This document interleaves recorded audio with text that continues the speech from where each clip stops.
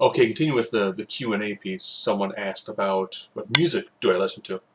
So I figured I would do again, like we did with the guiding principle, kind of do more of a here's my history when it comes to listening to music. I also played an instrument as well. Now, during the time I was in school, everyone learned a recorder, and then from the recorder you went into a music class. So I did alto sax for 8 years. Ironically, I haven't actually touched that alto sax since almost 20 years since I've actually played my alto sax. So if you figure that I played it for 8 years, haven't played it for 20, and give you an idea of about when I started playing. So I was born in '79. So pretty much the time I was really listening to music was the '80s. So a lot of my early favorite bands, of course, it was hair metal. But there was Whitesnake, Guns N' Roses, Warrant, also Meatloaf. It was weird because people were like, Meatloaf? And Michael Jackson, who was huge at that time. And then because those bands kind of began to fade into obscurity. Now all of a sudden we started hitting a really unique time, the '90s, where you had the really heavy pop influence about the middle. You also had the grunge influence, and this also you had rap. Rap really came on big, and of course, being a white middle class guy in suburbia, you better bet that I absolutely loved Dr. Dre and NWA. Yep. Yeah, I was that kid with, a couple of my friends who would have CD players, maybe little portable speakers, and we, blaring some Dr. Dre on our bicycles. A buddy of mine, Wayne, he was huge into Eazy-E. I couldn't get into Eazy-E. Another friend of mine, he was huge into Snoop Dogg. I just couldn't get into Snoop Dogg's flow. Just couldn't. Ice Cube, Ice T, not as much. Dre. And of course, you knew that Dre then begat Eminem. Loved Eminem. During the time I went to the University of Illinois, it was the Anger Management Tour. Headlined by Limp Bizkit. They've got some songs I never really cared for them that much. But then when Eminem came out, there I was. I just came from a physics class. So I've got on jorts and a polo and my long Triple H-esque hair. And the guy I went with, he was like, all right, cool. He said, Papa Roach did a good job. Exhibit wasn't able to be there. So Eminem tried to do a longer set. And he's like, oh, cool. He looks at me, he's like, wait a minute. He goes, you know all the words to every song you do? Yeah. You know unreleased stuff? Now it was harder to learn unreleased stuff in like 99, 2000 because you just had Napster. It was a bit more difficult to actually get a lot more of the unreleased stuff. So huge in that, loved Eminem. And I knew that the moment his life went well, he wasn't going to do as good. So a lot of his stuff, his earlier stuff, it's amazing. There's so much aggression to it. Now it's kind of just his life got good. Of course, in the '90s there was also Nirvana, a little bit of Cold, Stained. Stained actually did that good job between doing what was referred to as heroin rock, which is the more kind of depressing sort of rock music, with the occasional more pop accessible. Same with Saliva, which had more of that southern rock influence, but then they went really, really pop, thanks to Nickelback. And they also had Linkin Park. So that was an interesting time because so many different styles of music, and MTV was actually playing music videos. A lot of this based on what's the most popular song at the time, which was your TRL. So it was unique because you only had a couple spots you could really go to get music. You had MTV, VH1, and very little on the internet.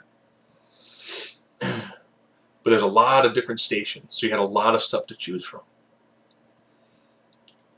So then, of course, when I got to Illinois State, a buddy of mine, my former college roommate, my brother, he is huge. Well, actually, he was at the time. He's probably not now. Huge into ICP. I had friends in high school who were big ICP fans. So he would have ICP playing, I would have Eminem, and we each had songs from both styles that we were okay with. He was cool with Eminem, even though he knew ICP didn't like him. I was cool with ICP, even though I know that Eminem and they had beef. Cool, fine. And then as I got older, I had probably one of my favorite bands of all time. They're actually two of my tattoos. One is their band logo, there's their lead singer's eyes. That's the band Evanescence. Ironically, I first saw them as part of the Nintendo Fusion Tour. I actually had one of the tour shirts from it because they were traveling with Cold. And I'm like, cool. So all the bands I actually found that I listened to are other opening acts. And I was like, cool. Evanescence, Cold. I think at the time they also had Revis was going on with them too, and some other band. A lot of it was, here's the Daredevil soundtrack. You could pick almost 2 different songs from that, and those are the 2 opening bands that you had. I saw Evanescence 16 times in a year in 2 days. I saw them, I think, 3 times in 4 days. I was there at so many of those concerts at the point where their stage manager actually offered me a job, because I was there more frequent people than he paid. Now, I was in college, so I actually traveled from Bloomington, Illinois, to all of the Midwest shows. And actually, I drove down to Arkansas twice and flew down there once at Alltel Arena for a concert. So I had to travel a lot of the Midwest, whether it was going to the Murat Egyptian Room, or I think it was the Eagles Room at the Rave in Milwaukee, or Congress Theater. I've gone to a lot of different kind of seedy places, or the Pageant in St. Louis. Traveled a lot of the Illinois, a little bit of Iowa, some Indiana, Missouri, Michigan, Wisconsin, a lot of that. And that's where I really found that I actually enjoyed what's more for his female-fronted melodic metal. Now, of course, from that led to bands like the Kuna Coil. Seen them a couple of times in Chicago. Actually, the only show I've ever left early. The Kuna Coil opened up for Rob Zombie. I saw them acoustically first at a Borders, which is funny because they got stuck in Gary, Indiana. People were like, there's an Italian band stuck in Gary, Indiana. If they're not here, we send a search party. We have to drive to Gary, Indiana to get an Italian band. But they did an amazing job. And I dig Rob Zombie, but not as much to take the beating from the crowd in the Aragon Ballroom. So I was like, y'all want out. And security was like, dude, we can't move you. And someone goes, hey, big guy wants out. And it was kind of like both that scene in Labyrinth, where Jennifer Connelly's falling down the pit of hands, and hands are all over the place. That and Spider-Man 2, the pseudo crowd surfing bit. And once I got out, the guy was like, all right, go that way. And they had pointed me off to another security guard, and I was out. So thanks to seeing bands like Evanescence, I saw a lot of other bands. And then over time, thanks to things like Yahoo groups, people were like, oh, if you like this band, try this band, this band, this band. But then the 2 Within Temptations. Love that band. I actually went to their first show. It was in Kentucky, the first show stateside. And it was neat because I'm there, and there's 3 other people who remembered from Evanescence shows in the Illinois area. So I drove to Kentucky, saw a show, then drove back and went to work the next day. I was kind of beat, but it was a great time. The following week, I was actually in Quebec City for work, and I actually got to see them again. I want to say it was Within Temptations, the Kuna Coil, and this moment, Stolen Babies. And when you go see a concert in a foreign country, all of a sudden, I'm used to that, the American Barricade, where you can reach and touch the band if they reach out and touch you. Nope. Your hand can touch the stage. I could touch the mic stands. That's how close I was.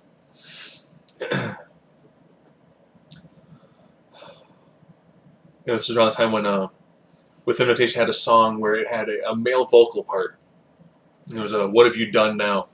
And their lead singer heard me, and the guy next to me heard me singing, we're yelling that chorus to her. And next thing the mic's coming down and coming down. So it was a back and forth, and I couldn't hear anything because you can't hear from up front. People back were like, I sound pretty good. So I just got a drumstick. So my 2 drumsticks that I've got, one from Rocky Gray from Evanescence, and the other one was from the drummer from Within Temptation, I'm spacing on his name right now, were both handed to me. I never had to fight for a drumstick. They've always been handed to me. If you go to enough shows, after a while, they kind of realize, Yeah, I saw the guy from the other show. We talked for a little bit. He's pretty cool. So, of course, when they came back to Chicago recently, I actually got tickets to see Within Temptation. I think it was Amaranth. Had never heard of Amaranth. And they're actually a Japan classification. They're called a Swedish techno, death metal, pop, trance. It's like everything. And they have a 3 vocal part: male, female, and then a male rough. And they did a great job. I was like, I'm gonna buy your digital CDs. Boom. So for most of the things to listen to, my 3 primary are Lacuna Coil, Evanescence, and the Temptations. So basis that, if I've seen an opening act, I was like, that's a good band. I like that. Which also led to bands like Hailstorm.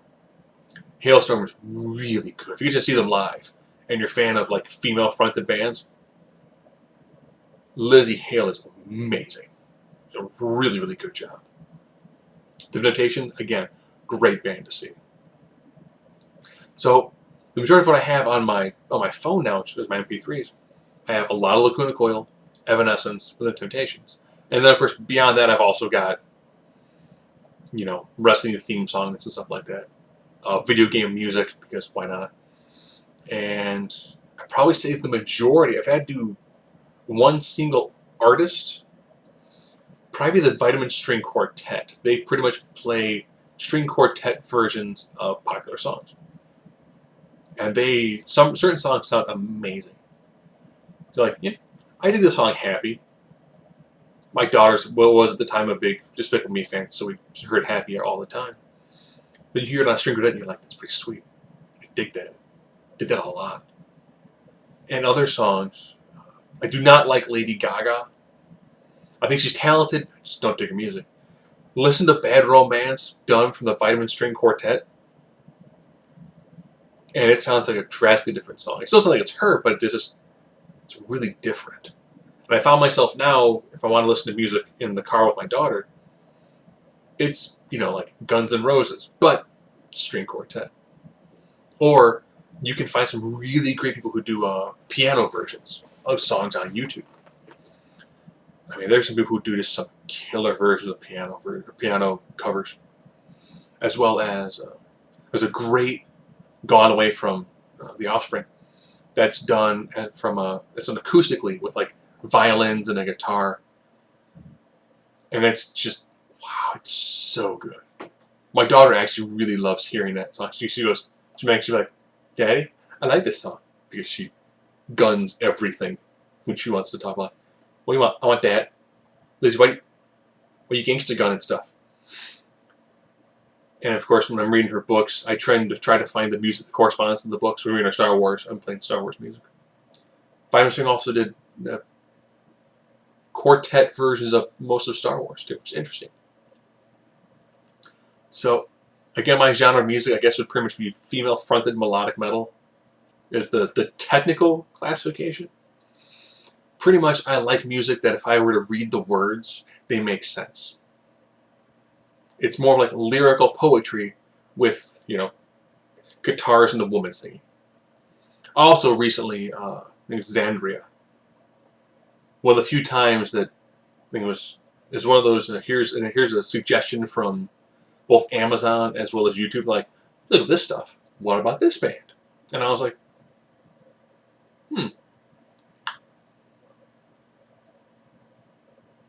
cool. Hop on Amazon. How much do your albums cost? Next to nothing. Sweet. Sweet, sweet, sweet, sweet, sweet. So that is my current predominant musical genre. So I've actually gone from hair metal and hair metal and hair rock, glam rock, to I guess heroin rock, gangster rap, to just rap, to female-fronted melodic metal. I also took a couple of music classes when I was in college, so I actually did get to enjoy things like Gregorian chant music, things of that. So that's pretty much my genres of music.